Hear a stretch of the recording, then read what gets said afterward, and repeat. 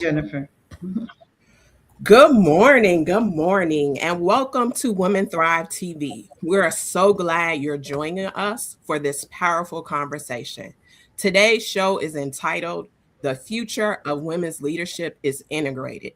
And that word integrated is not just a trend, it is a necessity. For decades, leadership development has focused primarily on strategy, performance, visibility, and achievement. And while those elements matter, they are no longer enough because women are not just roles. We are not just titles. We are not just outputs. We are whole human beings. And leadership development must now reflect that reality.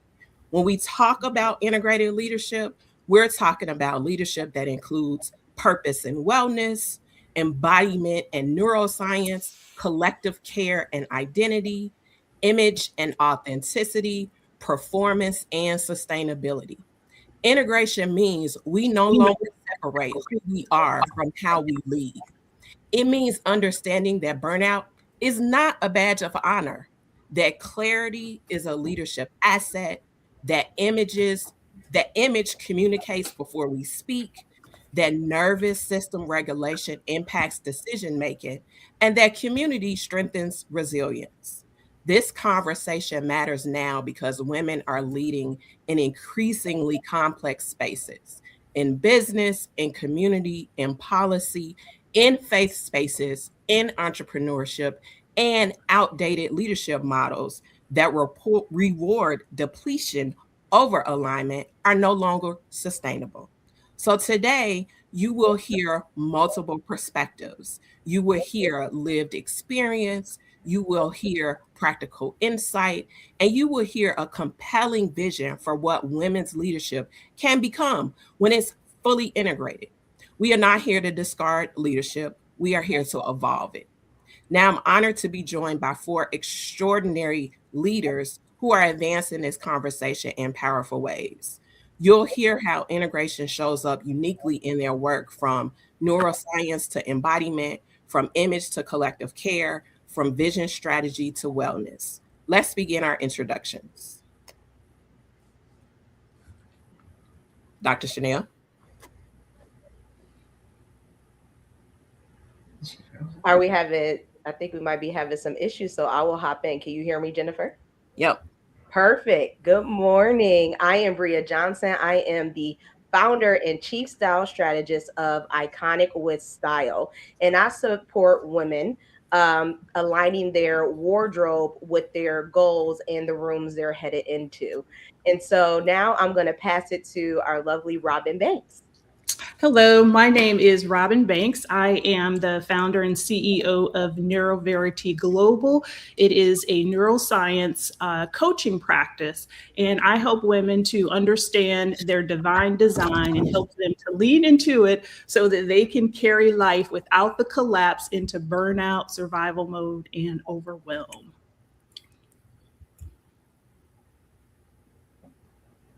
Hey, y'all. My name is Dr. Chanel Boatswain. I am the founder of CSB Consulting Services that hosts the Thriving Together Network, a leadership community for women of color to support women who lead, to align their ambition with their wellness, and to be able to lead whole. It is such an honor to be with you all. I'm passing it to Neo. Good morning. I'm Neo Cairo, the founder of the Cairo Group, a healthcare innovation executive, a award-winning author of Joy Notes, Balancing the Trauma with Triumph. For more than 2 decades, I have led not only in the intersection of AI revenue strategy, but also transformation of leadership into a human-centered approach.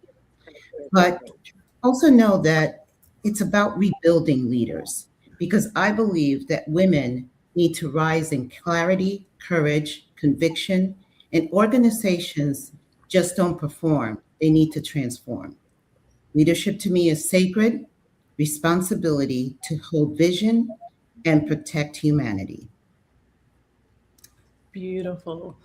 Thank you, ladies, for your introduction. Thank you, Jennifer, for leading us into this conversation. And as you mentioned, this is a conversation that is long overdue. The world that we live in at this moment in time is changing at a pace that we haven't seen before. And we have to be able to, at this point, shift how we do business and how we live life. So, for the sake of growth and innovation and sustainability, a holistic and integrated approach to leadership and leadership development is a non-negotiable at this point. And so we must have these conversations now. And so that's what we are here to discuss. So ladies, I would love to hear your perspective about why this conversation is important, being that you are experts in your respective fields. So take it away, ladies. Okay. Well, one of the things that we need to look at is our environment. And as women, we have spent our whole lives focusing on being doers, focusing on giving, focusing on being the best in our craft. But we've forgotten who we are as an individual. And you cannot lead if you don't know yourself, if you don't know your identity and your purpose. The fact of the matter is, it is time for we as women to align with each other so that we could start raising each other up and giving each other the space to actually walk into the rooms courageously using our voice. Mm-hmm. Thank you, Neo. I think Neo, I can't agree with you more. So go ahead, Dr. Chanel. It's fine. sorry, Jennifer. I was just thinking that for a lot of the women who I support, we are talking about being at a point generationally where we have, I don't know if I say earned, but the generations before us have, the demands have been such that they have had to sacrifice themselves, sacrifice their bodies for production in ways that have made it difficult to put any energy or effort into anything other than survival and functioning. And so when I think about the lessons that have been passed along, a lot of us have gotten messages about doing our best or producing at a rate that helps people to see us. And I respect and honor the generations that have preceded us that have made that necessary. And I think about this moment that we're in now, that we do have the opportunity to think about who we are inside of the work. And so I really just am thinking about what you're saying, Neo, about what we can do. And I think what's important for us to do as we move forward as women leading, to be able to not just do our best, to also be our best and to be well. So that's just what you were striking in my thoughts as you were talking, Neo. Jennifer, what were you getting ready to say? Just really quickly, because I want to get to Bria because she just unmuted, but really quickly, I want to talk about just adding to the conversation that integration is important right now because the complexity of leadership has increased, but our internal capacity has not automatically increased with it, right? And so we have to think about that. Women are navigating professional demands, identity expectations, visibility pressures, and constant access through technology. We know that's the thing, right? And so fragmented leadership works long term, works short term, but it collapses under sustained pressure. And so integration strengthens that internal capacity. And so when a woman understands her nervous system, her values, her boundaries, and her image as extensions of her leadership, she leads with less friction and more clarity. That's what I want to say. I absolutely love that. And I think just what I'm going to add is really just a sum of what you all have said already, right? The conversation really does matter because, Dr. Chanel, you were saying it. Women have been taught to master performance, but performance is not mastering integration. right? For years, as women, we have been taught to compartmentalize. We have been taught to be strategic, but not emotional. Be, ambition, but not too much. And so integration is really that shift, and it's really releasing that version Dr. Chanel was talking about us surviving. And integration is really about fully embodying who we are inside and out. And so I think that's why this conversation is so important today. And I'm happy that the five of us are having this conversation together, because what we see is we are all in different industries, different fields, but the theme is the same, no matter what field, no matter what industry you're in.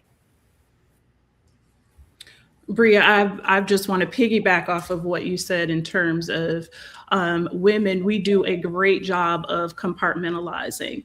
And what that does is really limits our capacity to fully lean into the wife, the mother, the leader that we are in our communities, in our homes. And so the conversation of integrating and embodying everything that's a part of us allows us to fully lean into who we are, who we are from the core, from the soul, from the body. And so one of the things that I do as a neuroscience coach is to teach women about the beautiful design of our body. We are equipped to carry life in all its fullness. But we have to understand that we have to lean into that fullness, and that we can't compartmentalize. We can't live fragmented. We can't live one way at work and another way at home. We are a full being, and we have to operate wholly. So this is an amazing conversation.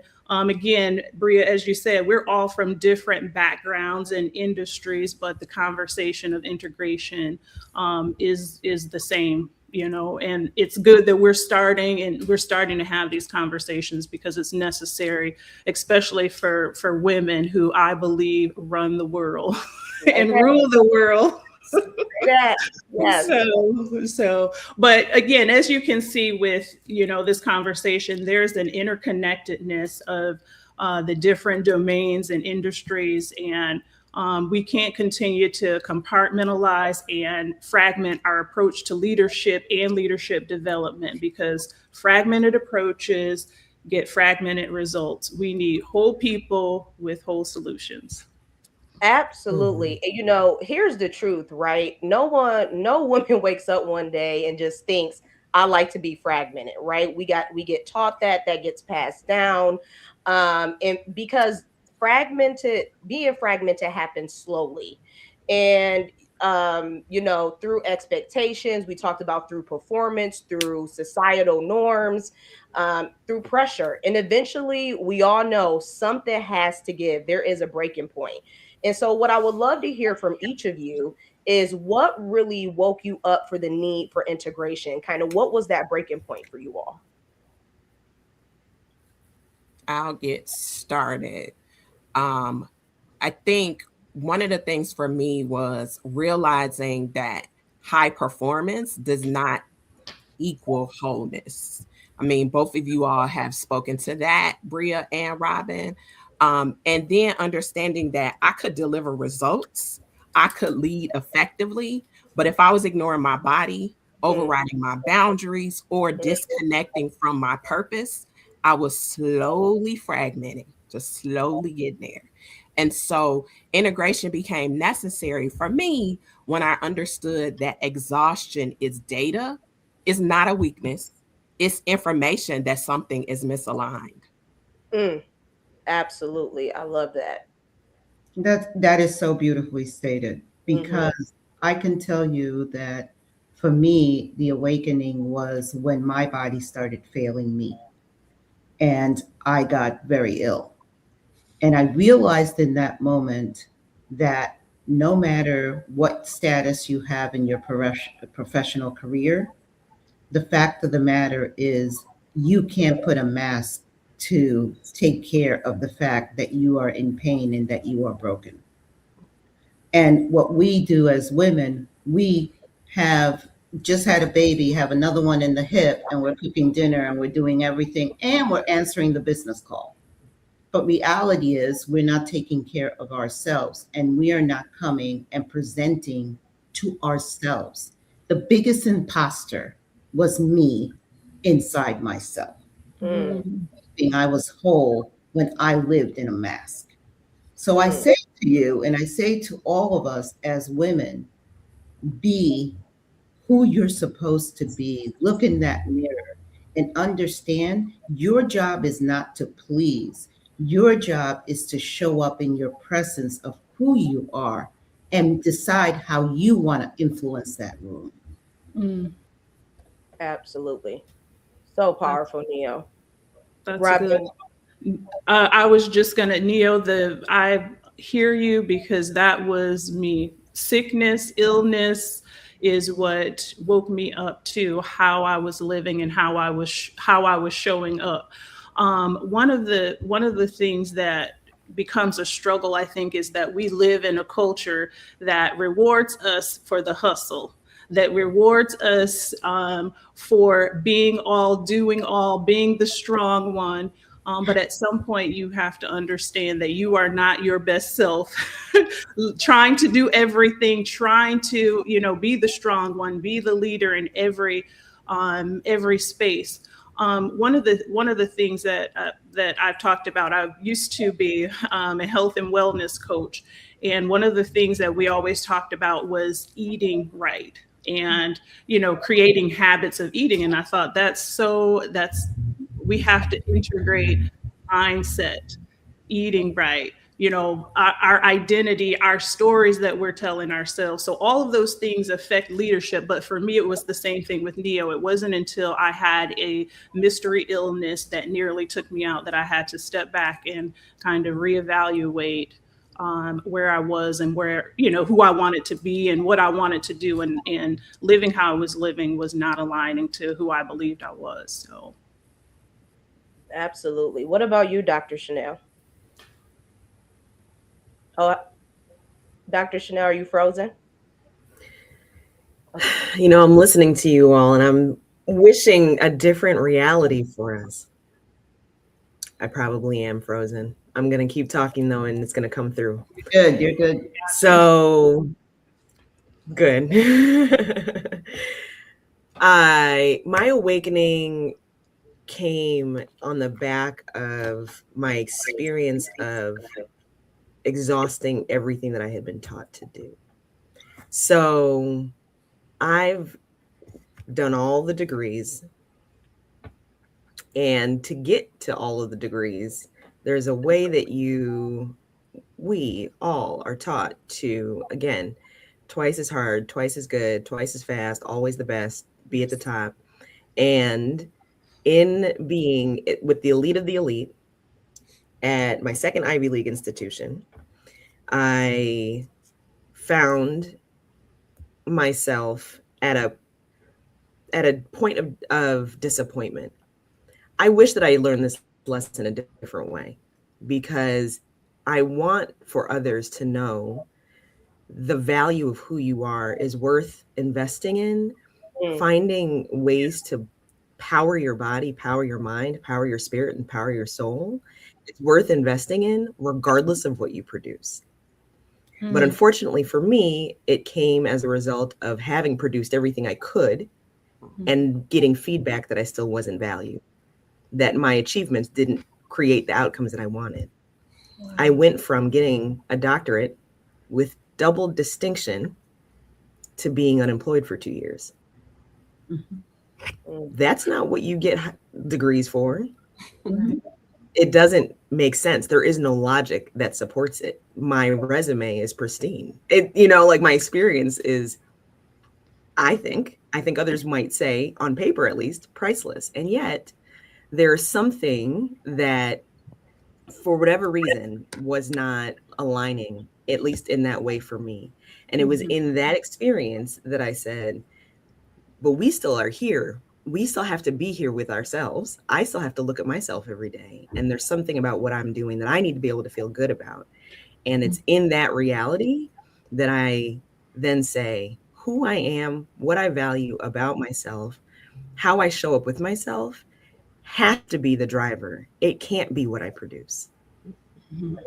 Amen. That's And what One woke me up to them.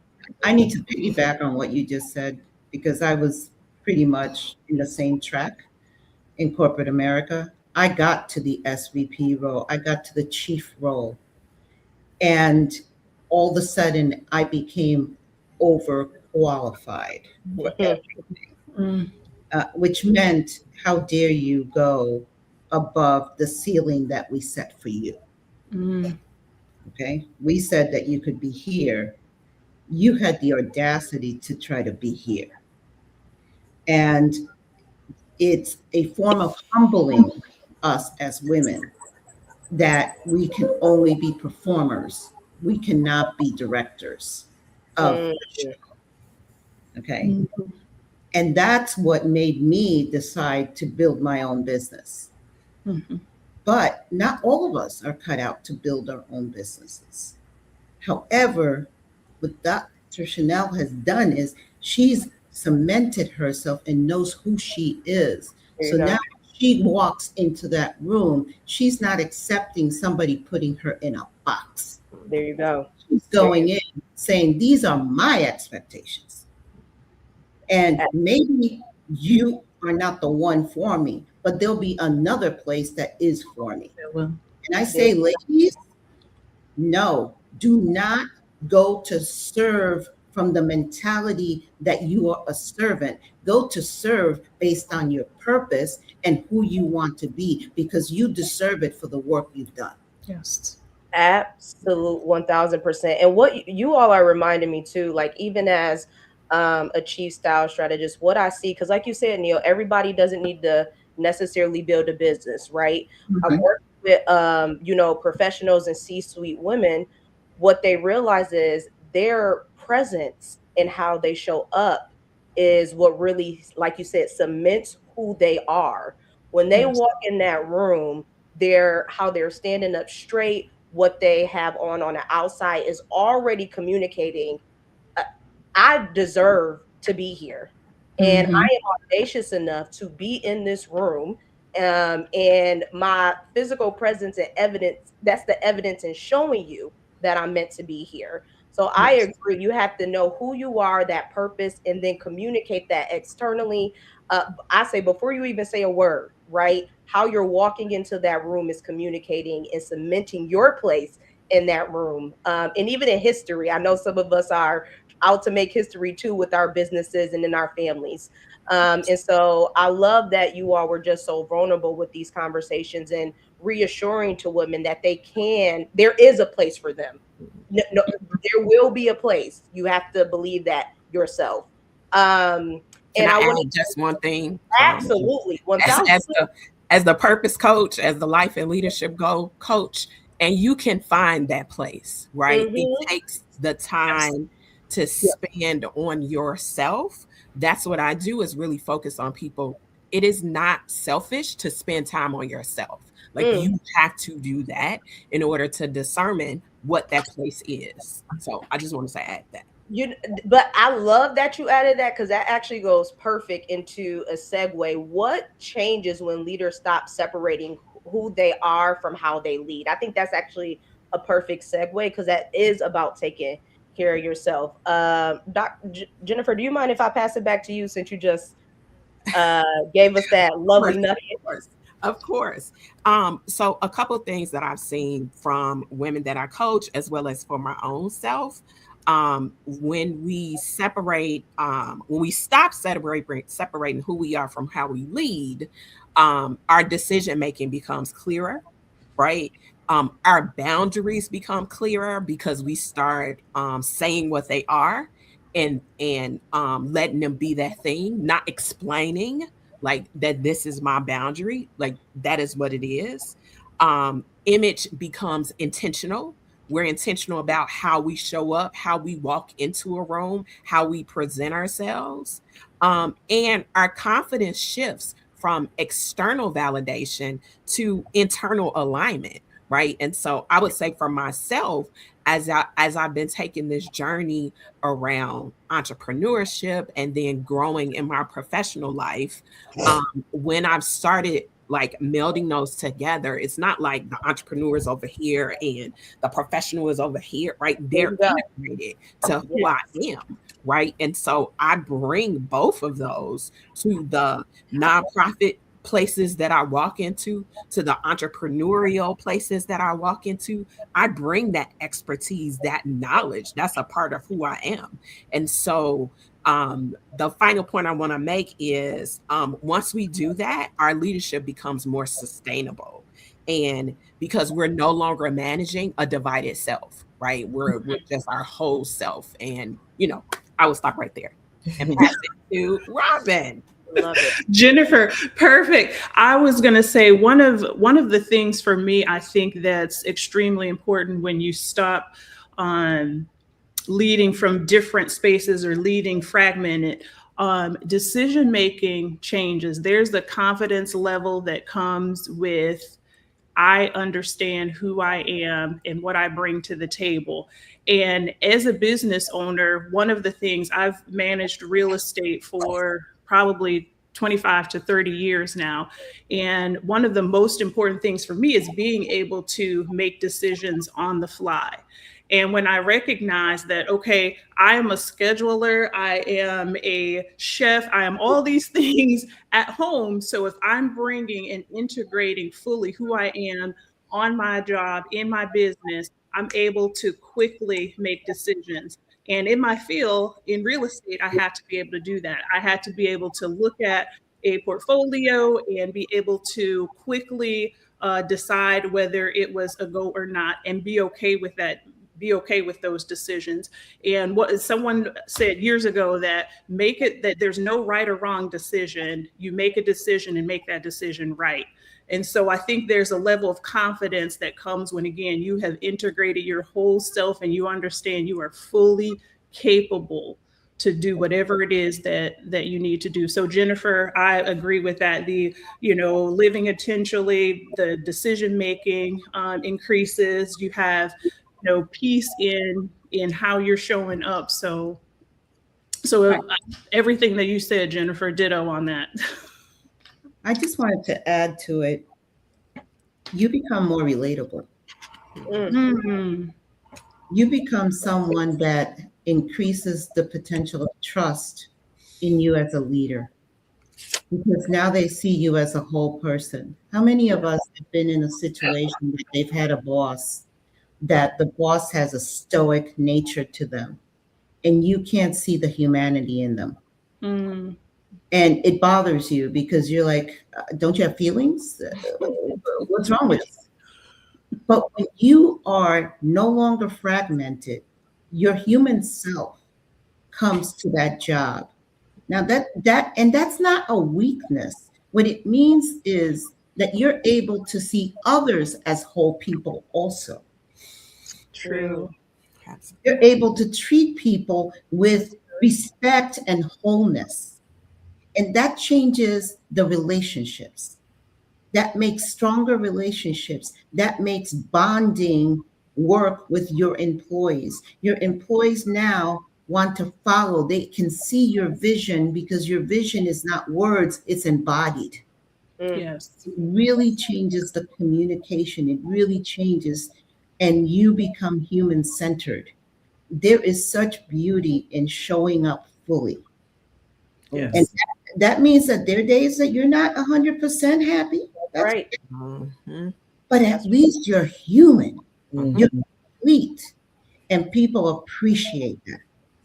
So every single thing that we talked about here, it's about being a complete person that is ready for action. And we make decisions and we celebrate the successes because we are not throwing things in boxes that make us comfortable. Yes. Yes, absolutely. And Dr. Chanel, I would love to hear from you before we wrap up this section too. What do you think changes when leaders stop separating who they are from how they lead? I'm just going to say ditto, ditto, ditto, ditto, ditto. And what about the rest factor? So we are, more and more of us are buying into this idea that as the Nat Bishop, Trisha Hersey, shout out to Trisha Hersey, says, rest is resistance. Like, more of us are buying into that notion. We struggle to enact it, but we at least believe in its power. And so our integration also gives us space, because we're not as fragmented. When we're able to be consistent and when we're able to operate in our authenticity, then we also have an opportunity to we can exhale, we can relax. Hopefully that also means that we are able to create the space that we desire for the balance. Rest can look like a lot of different things. And so it is not, I think we're getting smart enough to realize that it's not just the fluffy self-care things, but whatever it is that helps us to refill our cup. When we are able to design the space in ways that are consistent with who we are, then we have the opportunity to refuel. And then we have the opportunity to be rested, which of course we know then helps us to be able to do the decision making on the fly, or the different things that leadership demands of us. We can do it with a full cup and with our full presence. So I'll just add that piece in, and I'm agreeing with everything that's being said here. Absolutely. A lot of shaking heads. And it seems like a common theme, what we're all saying, if I had to boil it down, is what changes is really efficiency as well too. Because when you think about leaders being fragmented, right, you're over explaining, right, you're staying up late, you're over preparing, you're over functioning to where that burnout is happening. And that's really the friction between the identity of who you are and the leadership style. Mm-hmm. And so integration asks us to let go of versions of ourselves that were built for survival and fully step into the women we are right now and who we are going to be. And when that shift happens, leadership stops being about performance and starts being about embodiment. And as Neil, you said it perfectly, embodiment, leadership, that is what is sustainable. Embodying who we are authentically, even on the bad days. Okay, there is nothing wrong with a bad day. I think we also get taught that it is okay to have a bad day. We are human. And this is what we need to really keep in mind as we move forward. All of that. And listen, I need someone to have it. Us high performers need somebody else to have a bad day sometimes, so that we can be like, oh, okay, right? This is normal. Yes. Leadership is, and really leadership is embodied. Like, we are leaders. We're not acting leading. We are leading. So that's leadership is embodied, right? And when I think about, I was talking earlier about this idea of generations, right? So when I think about whose shoulders we stand on and the sacrifices of women who've led before us, who've made room for us by opening the door to representation, which is necessary. We have to be in the room to even be able to have this conversation. Feels like it's a build on. Okay. So we have now found our way into some rooms, at some tables, at some seats. Some of us are building our own tables. Amen. Amen. And now that we're thinking about, now how do we fully be ourselves? Right. So I love that we can think about embodiment and authenticity in our leadership. So I want to ask you all, of course I want to hear what everybody thinks. Robin, I want to start with you, if you don't mind. Okay. What do you think the next generation of women leaders need from us right now? I'm over here taking notes, so I am very distracted. I love it. I love it. We're like, we're wise. Right. I said, I'm going to have to watch the recording because I know it's going to be some good stuff. It's a nugget up in here. Yes. I think what they need from us is our voices. I think they need for us to be present, to tell truth. Like, one of the things that, again, going back to the hustle culture, we are all trying to live for a culture that is not healthy for us. It is stifling for us. It is stifling our growth. It is stifling our relationships.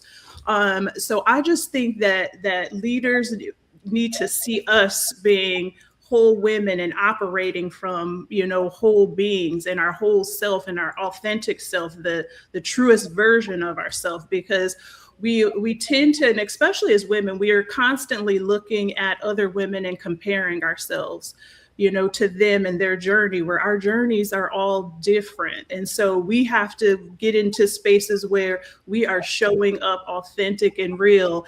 And again, showing that we can have bad, you can be a leader and still have a bad day, but also be regulated in those bad days, and understanding the cost of bad days that linger. So I just think, again, just showing up and being authentic and sharing our stories from our respective spaces, I think that's what the next generation of leadership looks like.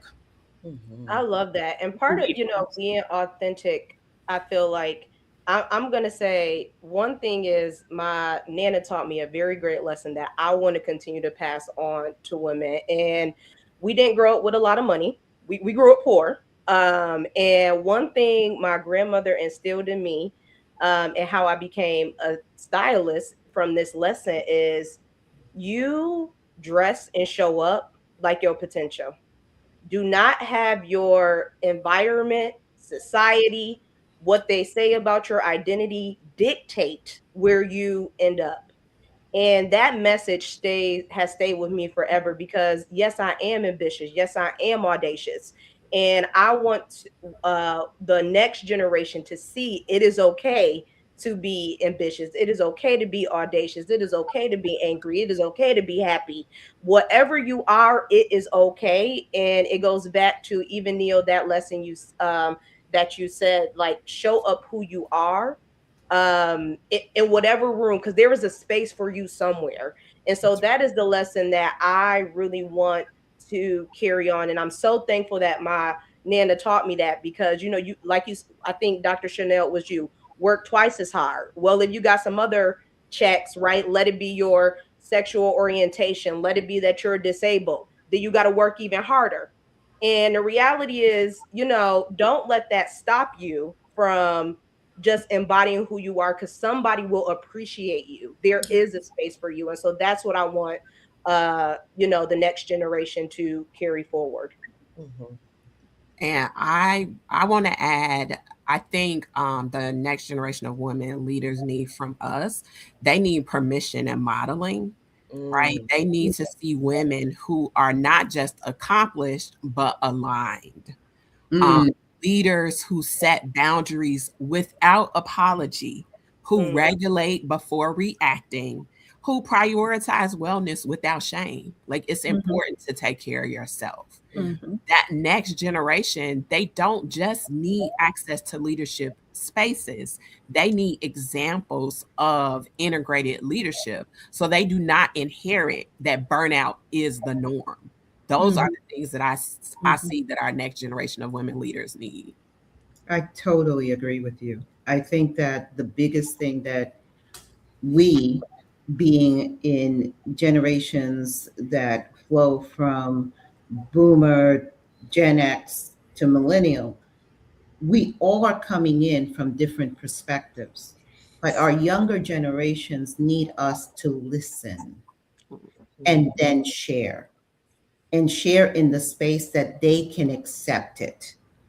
Often we preach, but sometimes we need to listen and understand that their environment and what they're going through is different than what we went through. However, we hold nuggets that if we take the time to listen to them, we can give them to help them grow. And alignment, as you beautifully stated, Jennifer, is the example of modeling the behavior that we have to give them. We have to stop and join hands, because we didn't have it. I don't know about you all. I was out there foraging and trying to figure it out on my own, because I was the only one that had this complexion in the room. And there was another woman, and she didn't look like me, and she wasn't talking to me to help me out. I refuse to let that happen. I don't care what color you are. I don't care where you came from. I want to model the behavior that lets you know that you can and that you can grow. I want to sit down with you and I want to listen and help you take that one step forward. Remember that when you have a flashlight, the flashlight only gives you light for about 10 steps. Mhm. To grow one step at a time. And we need to grow together in this alignment to keep that torch burning so we can continue on our path. I know that's right. I know that's right. The thing that we owe this next generation is the collective wisdom of the previous walks so that they can continue the gift of progress. And we've made progress. And the Yes. gift of progress is that they can take it forward. So I'm hearing everything that we are putting down right now. They do need us to listen, and they do need us to be able to express boundaries with freedom. They need us to be aligned. And we are on our way. We're on our way. So I love that for us. And because the door has been open to us being present and being in the room and being represented, the door is open for us to be able to lead with embodiment. And now we have the opportunity to bring these other gifts forward of listening and boundarying and being aligned to Mhm. progress going forward. What a, Beautiful. yeah, what an incredible conversation we've had today. We've been able to literally go from the beginning of what is integration to understanding not only how we found our way to be integrated, but also how we can help the next generation find their way. But what we need to do now is, in all this, there's always more information that we wish. I wish I could have said this. So I'd like for us to do a little round robin of what did you miss that you did not get to say? And also, question number two, tell us when we can hear from you again in the Woman Thrive Network. Robin, start. Yes, thank you, Neo. I appreciate that. This has been an amazing conversation, and I literally I'm a writer. I have journals, and I forgot to leave out my journal this morning, so I'm taking notes today because it's so much great information. But I think one thing, and somebody mentioned this about resting.